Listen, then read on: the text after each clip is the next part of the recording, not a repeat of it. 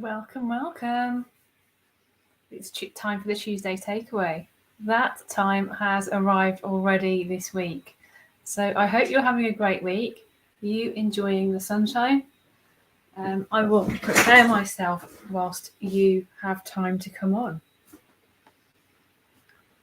So welcome if you are joining me live for this broadcast, and also welcome if you are watching on replay. So whether you are an established Tuesday Takeaway member and have been with me on many occasions before, or whether you are brand new, I would like to thank you for being with me here today.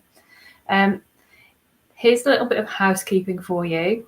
So if you could type into the comments, hello, if you are joining live, it serves a few purposes in terms of me knowing that you're here, but also it makes sure that you continue to see these videos. And also, if you're watching on replay, if you could type #replay into the comments, it will also have the same effects. And any comments that you post, I will come back and look later in case there's anything that you would like us to answer off. So hello, thank you very much for being here with me today. Yeah, we've got a good one today. We've got a good one. It's very, very review focused, but even if you are a participant in reviews, even if you're not currently an independent reviewer or conducting the review yourself, there's plenty in here for you. Hello, Karen. It's very good to have you here. Thank you for saying hello. So, we've started something new and it's called Strong IMRs. And it comes from this point that's been evolving in terms of how I feel about all of those people who contribute to the review. So it's not only about the overview report, is it? The quality of a review, of course, lies in quality process, quality overview report. How can any of those things be an output if we don't have the right inputs?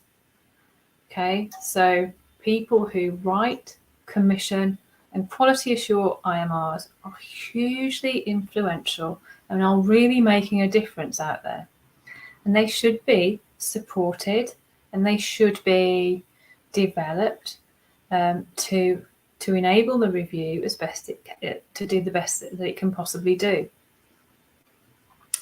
I will pause for a second on that point because, you know, are you with me? Do you see that point about we can only really create a great output if we've got great inputs? Type something into the comments if there's anything striking you about what I am saying.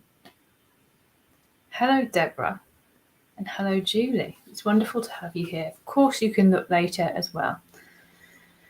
So, since I have been creating development opportunities for IMR authors, I've gained much more clarity on what it's really like on the ground to produce these pieces of work for the review that are so important to the review.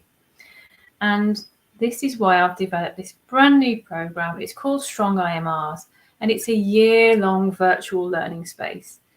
And even though I have been asked to come along for half a day, come along for a full day in some cases, I've really urged people to not use me in that way to develop those who write, commission, and quality assure IMRs.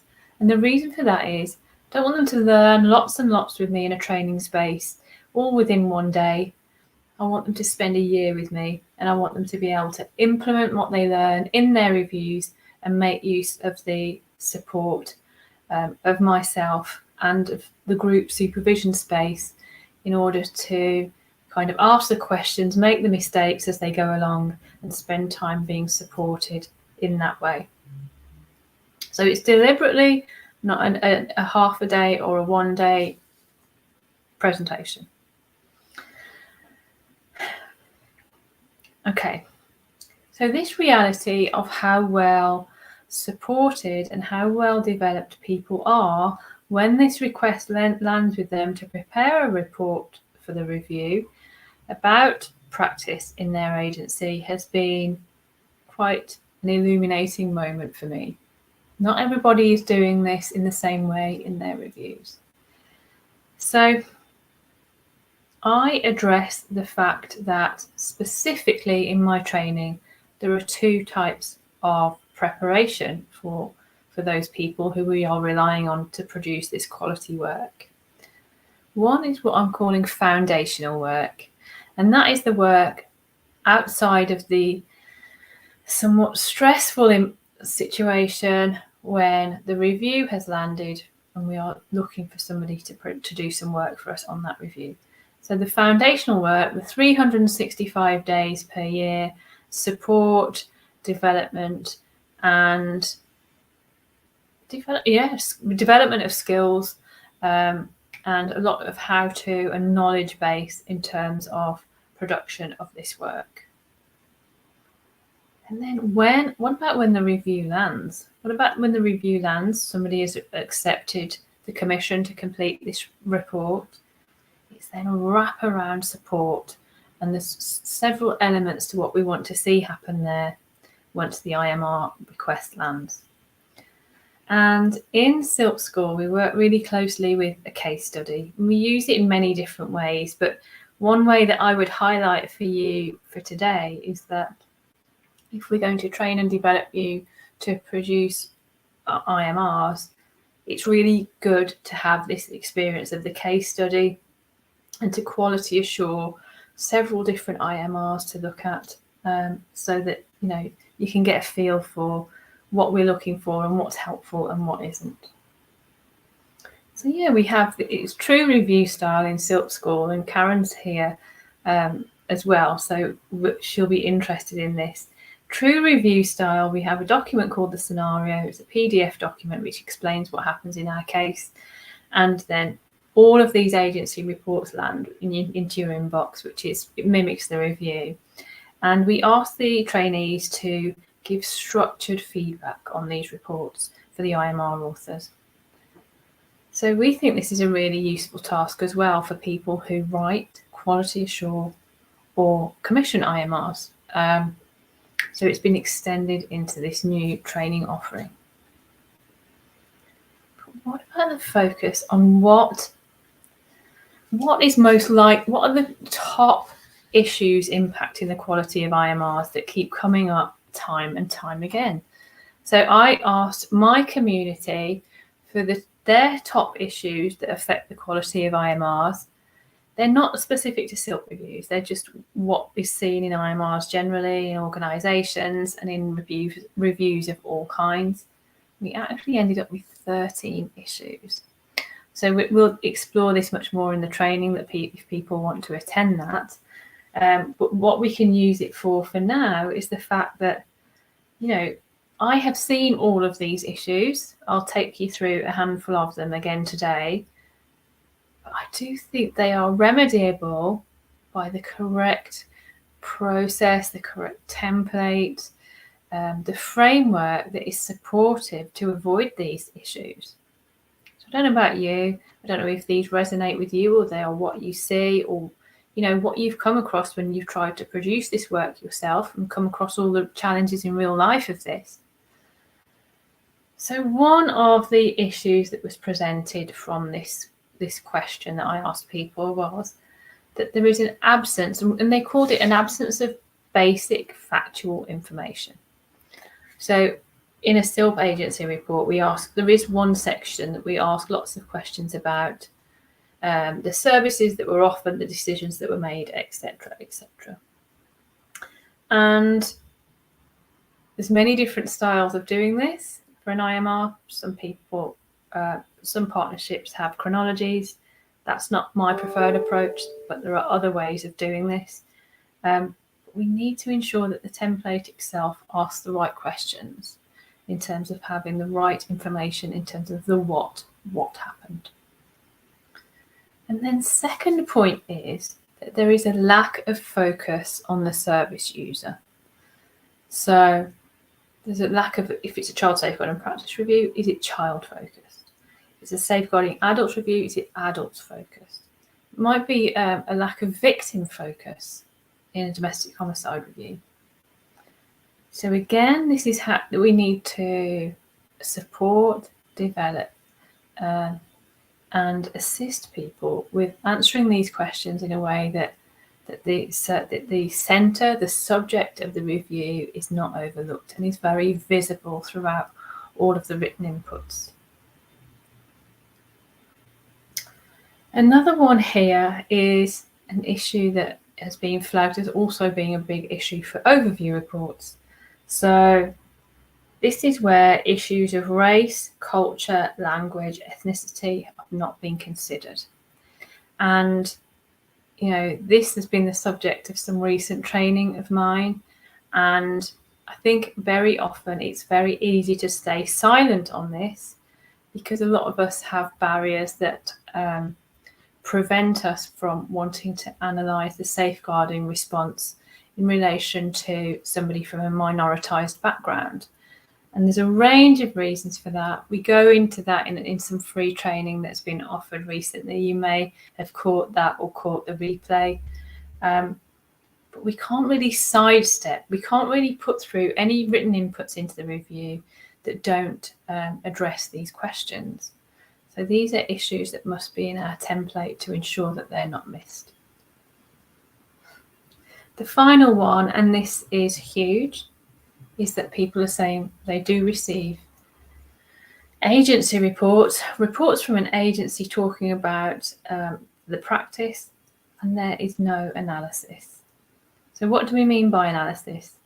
If we separate out the what, which is the factual side, with the why, which is why things happen, the why is the analysis. So again, you know, the request lands. You may or may not have been given any extra time over and above your normal day job, and it's much easier to stay focused in your agency report on what happened. So dates, presentations, contact with services, rather than this referral didn't happen. That's the what. We're not going into why that referral wasn't made. We're not going into why recording was incomplete or misinterpreted, and that takes the extra piece of work. And this is probably the one that if I'd have been asked the question about the issues impacting the quality of IMRs, this is the one that I really want to cultivate. I really want to support people to be able to feel skilled up and empowered to provide a large chunk of the report, which is analysis. Okay.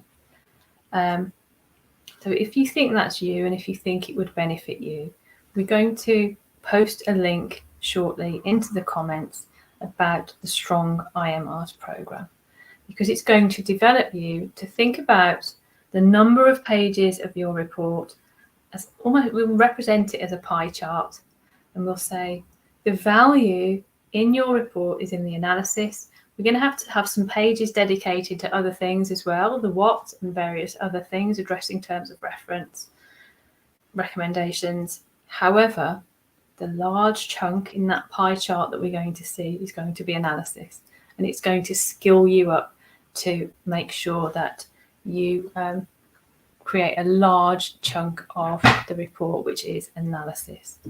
So hopefully shortly in the comments, you will see a link to the Strong IMRs program so that you can check the details. I'm going to start it again next week. So if you think that's something that might work for you, send me a DM, check the details now, and we can talk about it. Okay, so this training might be for you if you write, quality assure, or commission IMRs. Okay, so to close the session off today, I'm going to tell you about a couple of free training opportunities as well that we have coming up. And the first one is how to analyse the relationship between intimate partner violence, suicidality, and self-harm. So we've got 3 overlapping problems that we are encountering more and more regularly. And there's some cultural questions that we need to consider. There's some questions of language regarding, when we speak about as a person as hard to engage, have we really thought through the lived experience of a person who's suffering with these 3 overlapping problems? So this is with myself and Estela Capellas Barbosa. She was involved in the June 2022 study. So it was published in June 2022. And it's the first time there was a study of this kind that really unpicks whether we can strongly say there is a correlation between intimate partner violence. Well, it goes much further than that. Not only the correlation between intimate partner violence and suicidality, but the overlapping nature of these 3 problems. So that is on the 29th of June and it's at 1 p.m. Have a look at the details now. Strongly urge you to sign up if you're called upon to analyse these problems on a regular basis. And then finally, there is one further free training opportunity that I have to tell you about today. And that is called How to Get Started with the Welsh Single Unified Safeguarding Review. This one takes place on the 12th of July at 1 p.m. So only a matter of days ago, so on the 9th of June, a few days ago only, the consultation closed, which enabled everybody to make comments on how this new single unified safeguarding review was looking. The detail of it, the model that's proposed, all of that was wrapped up in a consultation that we could all contribute to. I don't know whether you contributed to that, but certainly we've timed this 12th of July opportunity to sit down with Leanne James, who is project lead for the Welsh Single Unified Safeguarding Review. And we're going to look through all the details, look at how we can get involved, look at exactly what happened in the consultation. Leanne has also said if we want to give our opinions during that workshop, we can also have an opportunity to tell Leanne what we think of the model. So if you are interested in becoming involved with the Welsh Single Unified Safeguarding Review, you can check the comments for the link for that workshop as well, which is free. And it would be a great time for me to gain your comments and contributions to where we're going with what's going on in Wales. I think that I have mentioned everything to you now that I need to mention today. It's been absolutely fantastic to be with you today, and I'll be back here. I'm always here on a Tuesday at 1:30, so hopefully you'll get a chance to join me for next week's Tuesday Takeaway, which is 1 week from now. Have a fantastic week.